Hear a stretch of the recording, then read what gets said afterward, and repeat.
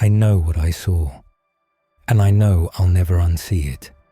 If you've ever worked the night shift, especially in Tokyo, you've probably heard whispers, stories about hospitals that aren't listed on any map, clinics that light up only after midnight, medical facilities that exist in the cracks between the city's heartbeat.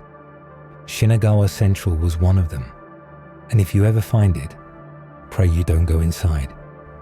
It started during my final year of medical school. I was flat broke. My student loans were drowning me, and I was picking up part-time gigs wherever I could. Lab assistant, delivery driver, even tutoring high schoolers who barely stayed awake. Then one night, my friend Kenji messaged me. He'd found a job, night shift, easy money. A hospital in Shinagawa needed someone to help out for a few days, just taking vitals, restocking supply closets, nothing major. He couldn't do it, but he said they were desperate. He gave me a number, told me not to call, just to text. So I did. 15 minutes later, I got a reply. No name, no thanks for applying. Just a short message. Report to Shinagawa Central Hospital, staff entrance, 10 p.m. That was it. I tried to look it up. No reviews, no hospital website, no Instagram check-ins. The address led to a dead zone on Google Maps, just grayed out buildings between an overpass and an old rail line. But the pay was good, so the next night, I hopped on the Yamanote line, got off at Shinagawa Station, and started walking. The streets got darker the closer I got. Streetlights flickered. Storefronts gave way to concrete walls and chain-link fences. There were no people, no cars, just silence and shadows. And then I saw it. A squat, concrete building, half covered in vines, with broken letters above the door that used to say Shinagawa Central. The lights inside flickered like they were struggling to remember how to glow. I buzzed at the staff entrance. A voice answered, female, cold, emotionless. "Third floor, supply wing. Someone will meet you." The moment I stepped through the staff entrance, it felt like walking into another time. The fluorescent lights overhead buzzed with an uneven hum, flickering like they were being powered by a dying generator. The air smelled of antiseptic and rust. Old posters about hand washing and flu season from decades ago were still taped to the walls, faded, curling at the edges, like no one had touched them in years. The linoleum beneath my feet was yellowed and cracked, worn down to the concrete in some places. Wheelchair scuff marks lined the lower walls. But what stood out most was the silence. Hospitals always have noise. Even at night, you hear the distant beeping of machines, the shuffle of nurses' shoes, soft murmurs behind closed curtains. But here, nothing. No patients, no doctors, no humming computers or ventilation sounds. Just the occasional click of a dying light fixture above me, like a distant metronome keeping time in a place long forgotten. I walked down the main hallway to the elevator. Its doors were scratched, the metal panel dulled with age. I pressed the button for the third floor, just like the voice had instructed. The doors creaked open with a groan. Inside, the lights dimmed as the car began to rise. For a moment, the flickering grew worse, and I thought the whole thing would just stop mid-lift. But finally, with a rough thunk, the doors opened. The hallway beyond was worse. The tiles were chipped. The wallpaper, some hideous floral pattern, was peeling at the seams. Medical carts sat abandoned against the wall, rust bleeding through their wheels. And once again, no one. I called out, "Hello, is anyone here?" My voice echoed longer than it should have. like the walls weren't used to sound anymore. I waited. Nothing. Not even the sound of a door closing or a footstep around the corner. Just the quiet weight of a building that had forgotten what it meant to be alive. Some part of me wanted to leave right then, but another part, the curious, logical part, told me to keep going. Maybe they were short-staffed. Maybe they were prepping for a shift change. So I walked deeper into the 3rd floor. I walked the corridor in slow steps, trying to convince myself this was just poor management. Some underfunded wing of the hospital no one wanted to admit still existed. The overhead lights buzzed louder the further I walked, the tone warping from a soft hum to something almost insect-like a swarm was trapped inside the wiring. Every door I passed had a nameplate, but the names were all scratched out. One was blackened, like it had been burned. I peered through the glass of a patient room. The curtain was half drawn, swinging gently as if someone had just passed through. But there was no one. The bed inside was unmade. The monitor beside it was on, pulsing with faint light. Beep, beep, beep. The rhythm was off, slower than it should have been. I stepped inside, half expecting to find someone under the sheets. But the bed was empty. No patient, no chart, no signs of anyone having been there for days. Just that heart monitor, still beeping. I walked closer to inspect it. Suddenly, the monitor flatlined. A long mechanical tone filled the room, sharp and shrill. Beep. Then, silence. The screen went dark. I reached for the power cord to check if it had come loose, but it was still plugged in. I backed away slowly. My skin prickled, as if the air in the room had shifted somehow, like I was being watched. I turned around. Nothing. Just my own reflection in the observation glass across the hallway. Except something was wrong. I took a step closer to the glass. My reflection wasn't quite mirroring me. It stood too still. Its head was tilted a little more than mine. Its mouth slightly open. I blinked. So did it. But then I turned my head left. The reflection turned right. I jumped back, heart pounding. When I looked again, it was normal. Just me, pale and sweating, alone. I told myself I was tired, that my brain was playing tricks on me. Hospitals could mess with your sense of time, of space, especially when they were empty like this. But I couldn't shake the feeling that something had shifted the moment I walked into that room, like the hospital had started paying attention. I continued down the hall, gripping my phone even though the signal was gone. No bars, no Wi-Fi, not even an emergency signal. Still, I held it like a weapon, as if a slab of glass and plastic could protect me from whatever this place had become. I turned another corner and saw her. At first, I thought it was a mannequin. She was standing under one of the hallway lights that hadn't flickered yet. Perfectly still. A woman, maybe mid-40s.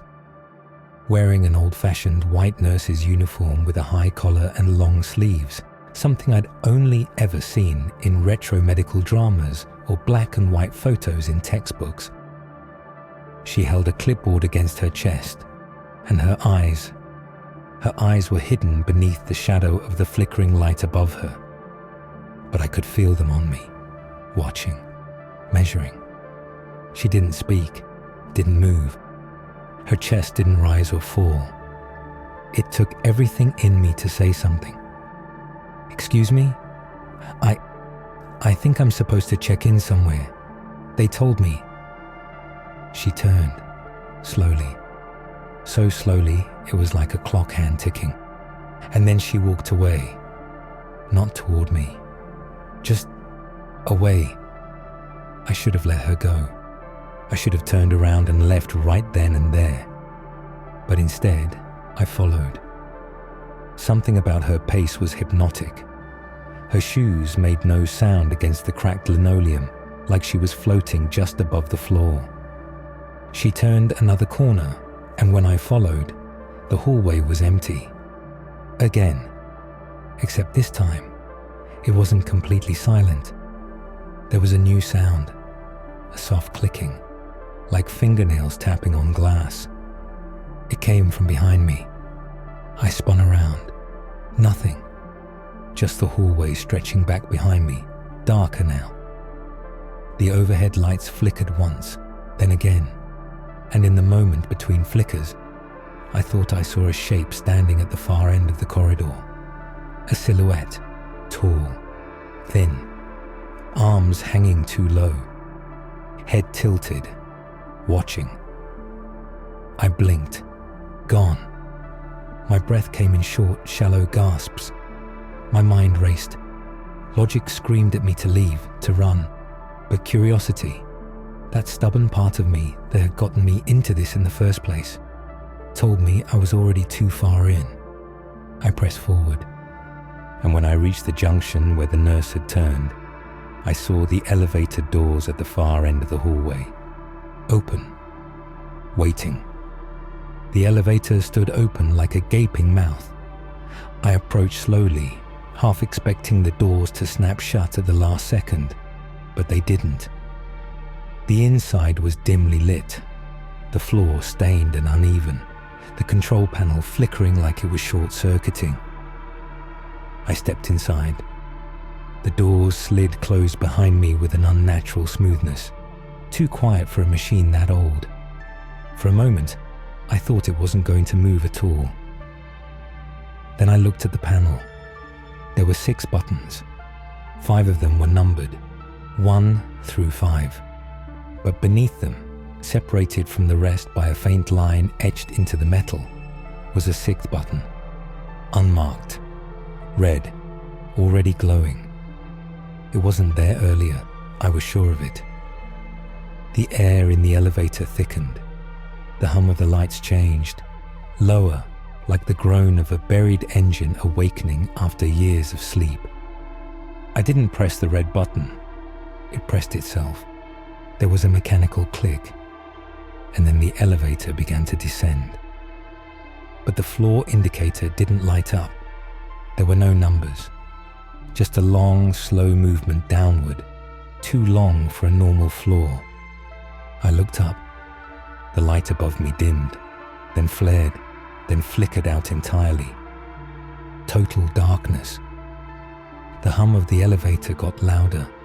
I felt the walls closing in, or maybe my mind was stretching outward. I couldn't tell anymore. And then, ding.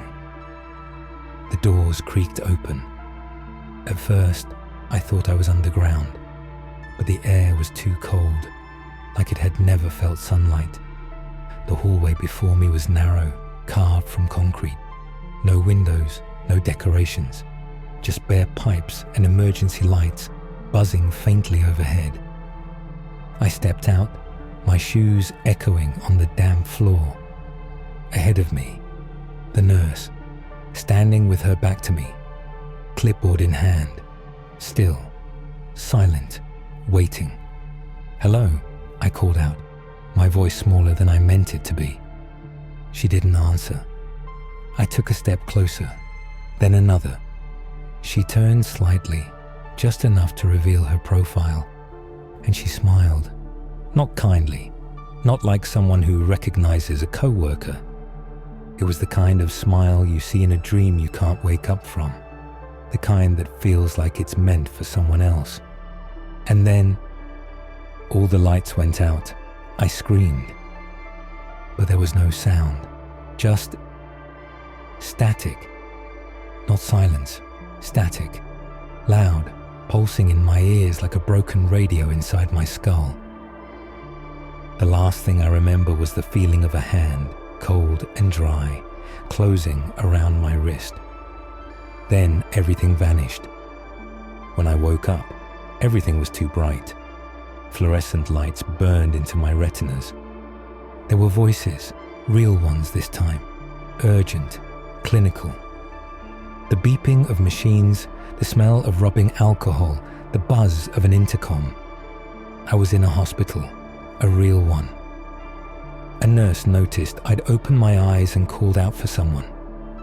Moments later, a doctor appeared, clipboard in hand, eyes heavy with concern. "You're lucky someone found you," he said.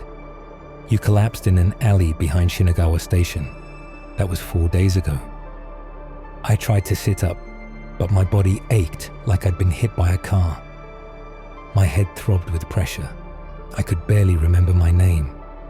I muttered something about Shinagawa Central, about the red button, the nurse. He looked confused. "You must have had a bad fall," he said. "There's no active hospital by that name. Shinagawa Central shut down in 1996. The building was condemned. It's been fenced off for years." "That's not possible," I whispered. I told him I'd been inside, that I'd taken the elevator, that I spoke to someone. He exchanged a look with the nurse and left the room. I tried to sit up again. My phone, gone. My backpack, gone. No records, no call logs, no messages. No proof. Later, a security guard showed me footage from the night I disappeared. It showed me walking down a narrow street, alone, turning a corner. Then nothing. No building, no door, no light. It was as if I had walked off the edge of the world. They kept me for observation another 2 days, then discharged me.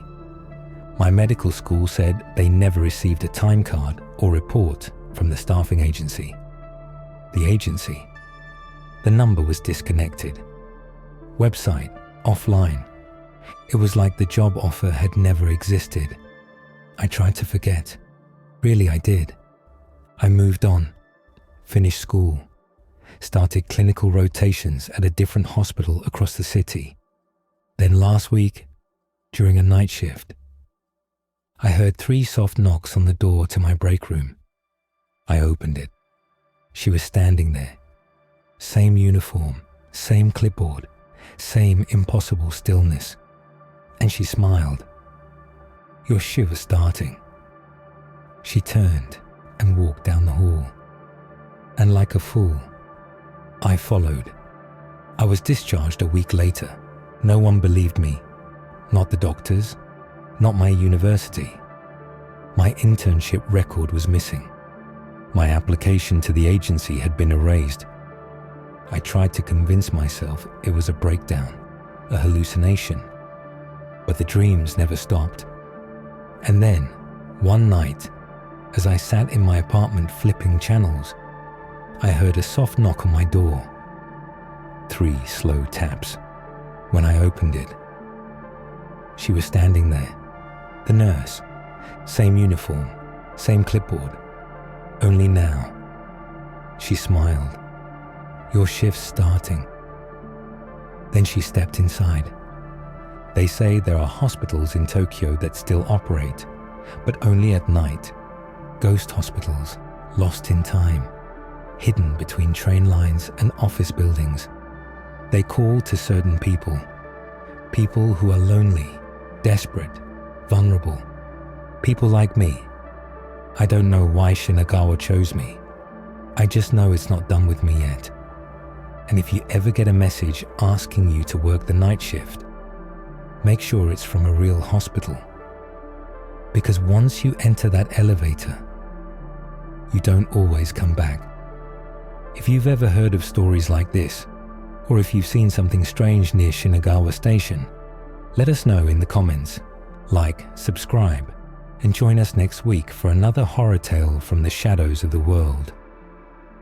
Because fear has no borders. And remember, hospitals don't always heal. Sometimes they keep you.